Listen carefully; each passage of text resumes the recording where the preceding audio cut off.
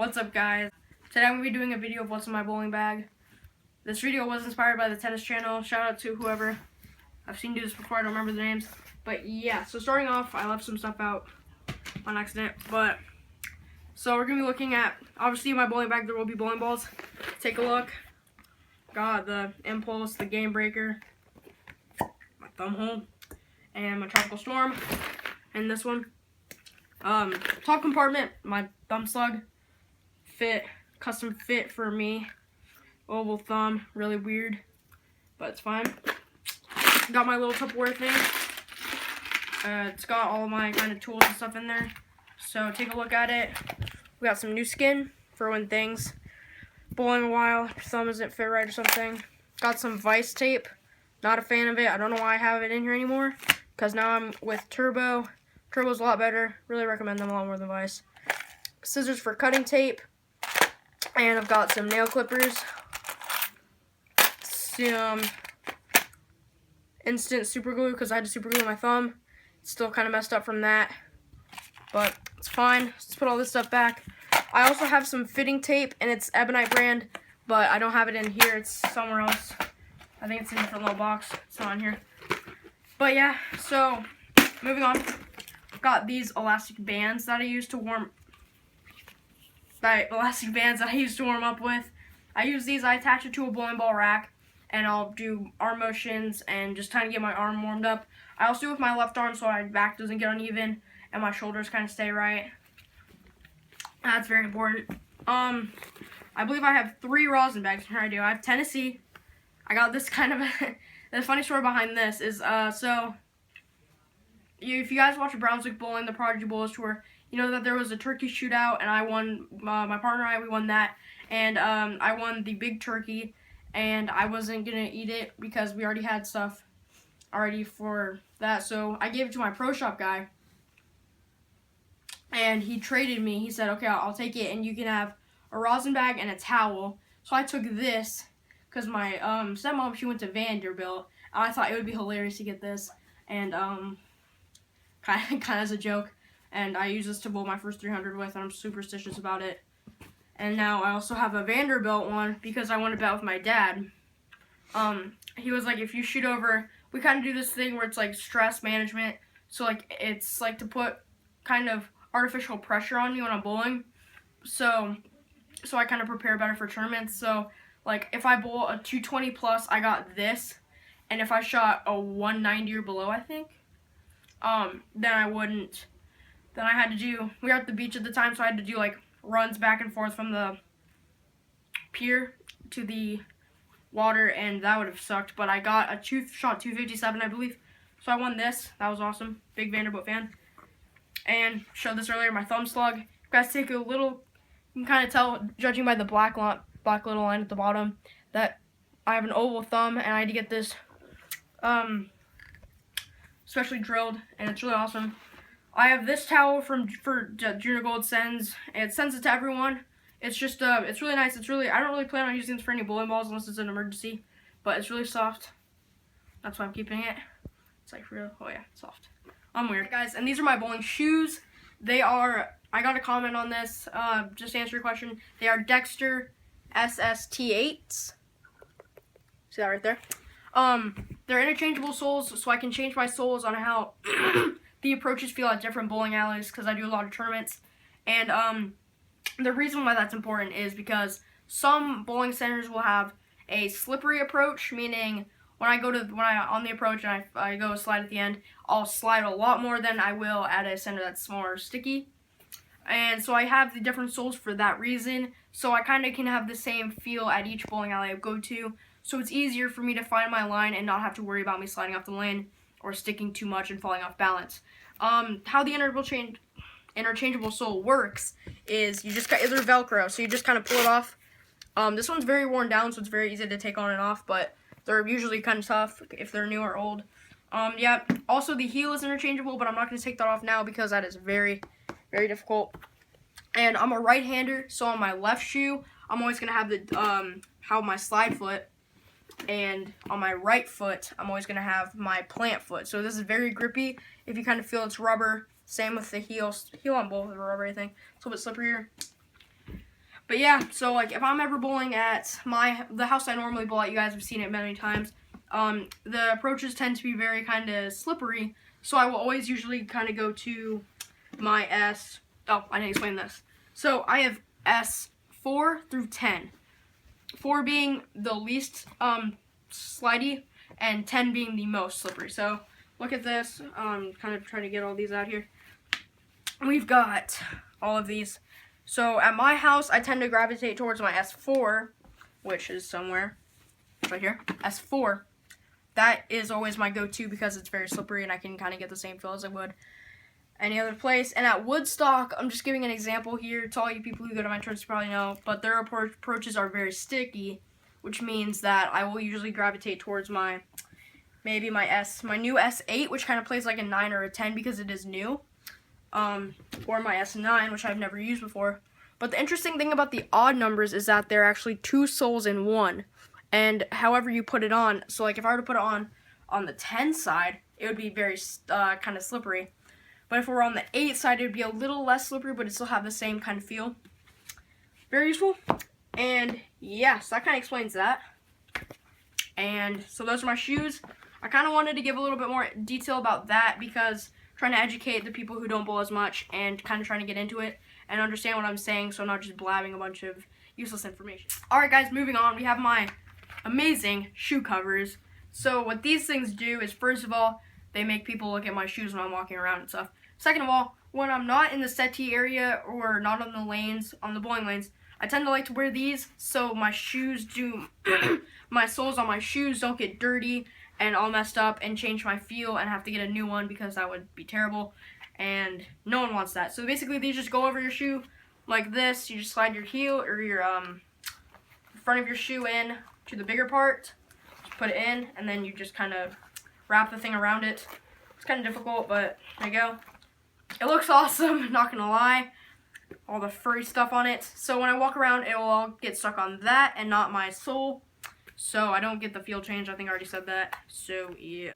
I have another one for the other foot, even though it's not that important because my right sole, I always want to be sticky, and nothing will really ever make your sole slide unless someone spills a bunch of easy slide on the floor, which I can see happening, but very rare. Moving on, we have my tripod. It's white and black, and it's really nice. I always keep this thing in my bag so I can have a camera always rolling when I'm bowling, and I don't have to have someone else film for me.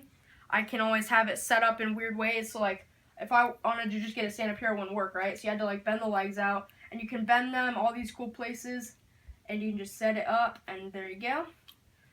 And I always keep this in my bag for another reason is like if I leave a weird split or something I want to film and look back, and it'd be kind of cool to watch and stuff. Also look at it, so if I'm bowling on a sports shot or something, I can have something filming it, so I can try different lines and look back and see what worked best, so what kind of worked worse, so I know what to do if I ever see that pattern on a tournament or something like that. I love it to death. I use it almost every time I go bowling, and it's really nice. Moving on, I have my switcheroo. That's really what it's called. I mentioned this company a couple minutes ago. It's Turbo. It's really nice. I love this company. They make really good stuff, really high quality, and it's not too expensive. Definitely recommend you pick up some of their stuff. So what this does is, as I told you guys earlier, I keep my thumb slug in my thumb hole, and I'll show you guys how that works really quick. Get the thumb, and just gonna kind of turn it this way until it locks in, and then you'll hear this click. That means it's in, and then I shoot, and then if I want to pick up a spare, I can just switch my thumb hole to my spare ball. And sometimes if it doesn't come out, it gets stuck. This used to happen a lot with that ball. It used to get really annoying. So what you do is you just stick this really far in there, and then you just turn it, and it'll come out like that. Super convenient if you're having, like, I have kind of a thing right now going on with my thumb from taking this out, so I always use this so I don't have to damage my thumb having to get my thumb slug out of my ball, because that's not the way I want to go out. And yeah, switcheroo. Anyone who has this switch grips, recommend getting it, because you never know when your thumb hole might get stuck and you just don't feel like messing up your thumb trying to get it out. Definitely recommend it. Next up in my bag, I have a 3000 Avalon pad. These I use to sand my bowling balls. My covers, like, I'm not going to do with this because I like how it is right now. But so, like, you usually just grab it and just sand it. And so with this, kind of to give you a range here, 3,000 is a very high number for pads. So what this means is that when I put this on any ball, it's going to hook less or curve less. But let's say I'm using a 500 Avalon pad. That means my ball is going to react a lot. So kind of give you a reference here. If I were to use this on my impulse, it would probably, if I were to sand this on my impulse cover, it would probably hook about as much as my tropical storm, if not less. And if I were to use a 500 pad on my impulse, it would hook about as much as my Ebonite, Game Breaker 2 Phenom, or my Tyrant. Kind of seeing how much I would put on or not. So, very useful. Very useful for tournament play. If I just can't get something to react the way I want, I can kind of modify it to do it the way I want. But the thing about tournaments is you can only use these in practice. You can't be doing it in mid-tournament. Like, let's say around third game, your ball is not reacting enough. Nothing really is. You can't just pull out your 1000, sand your ball, and woohoo. No, it doesn't work like that. You can't do it in tournament play, only in practice. Next up is finger tape. It's just like this big roll of tape, and it's kind of athletic tape. It's not really for bowling. I use it for bowling though because I was playing football with a couple friends and I jammed my fingers really bad, but 2 bowling fingers, and they swelled up so much I had to take 2 months off of bowling because my tendons were all messed up. It was a mess. But what I did was when I actually got comfortable with bowling, but it still hurt. I could still bowl, but it hurt my fingers. So what I did was I got this tape. I wrapped it around to kind of put a little bit of pressure on them to relax it a little bit, and I was able to bowl a lot better. So this is very useful. I haven't had to use it recently, but I always keep it in my bag in case I do have a situation like that, and it's very useful. Definitely recommend this stuff. Next up, I have Tic Tacs in my bag, just because, who doesn't like Tic Tacs? I mean, come on. Next up in my bag, I have this, which is for brushing off my shoes, my sole. So, like, let's say, I'm just going to use on this in case. So, let's say I don't know, just my sole isn't kind of doing what I want it to do, and I can't really find an in-between for anything. I'll usually, I'll usually brush it off, and it'll get some whatever's on it off. If you step on, like, a cracker or something, and you have that debris on there, and it just doesn't come off, you just scrape it off, and it'll get off perfectly. It's really useful. It's Ebonite brand. I don't think that really matters, but yeah, I love this thing.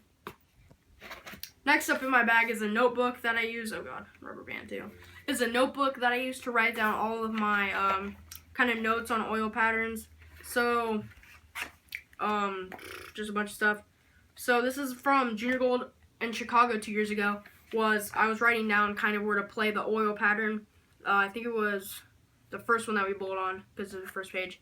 And so I can kind of remember things. And if I'm ever in mid-tournament, I can be like, lost. I'm just like, okay, what did I write down in my notes from practice? What do I remember? And I can just write it down here. Same thing with, this is Orlando. It's really cool. It's very useful. It's just so you don't have to remember things as much. And yeah, I have a couple empty pages here. Badger I have in here. Not going to go through all the oil patterns I have in here, but it's basically just to write down what I remember. So, like, Badger is 52 feet. It's very narrow oil. Try to throw it around the 10 board at an angle to the head pin. It's just kind of that stuff. So, recommend any bowler who has kind of trouble with oil patterns.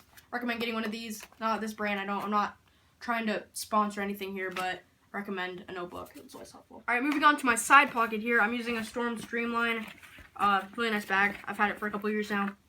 My first ball cleaner in here is Storm Extra Clean. This can be used on every single bowling ball that you have, coming from urethane to solid to pearl to hybrid to a plastic ball. Goes through all of them, and it's really awesome. As you can see, all-purpose cleaner on there. So if you can use it for anything. Really cool.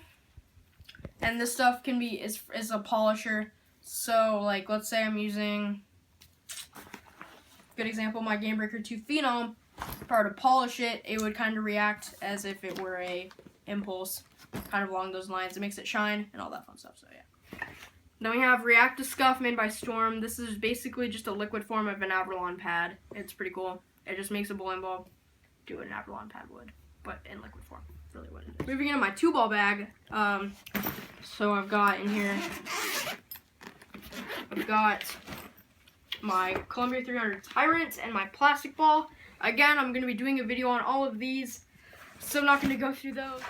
Next up in this bag, we have some Avalon pads and a sponge for polishing. We already went through these pads, so no reason to go through it again. So those over there. We got a plastic bag for some reason. We've got a bunch of tools in here. These are for like opening up my thumb hole in tournament play. Like let's say my thumb is starting to swell or something, and it's gonna start like cutting my thumb up. I can just open it up, and it's great. So all these kind of just like shove in, twist out all the extra thumb hole in there that you don't want. Wherever it's like kind of big on, you can just kind of take that stuff out to even it out.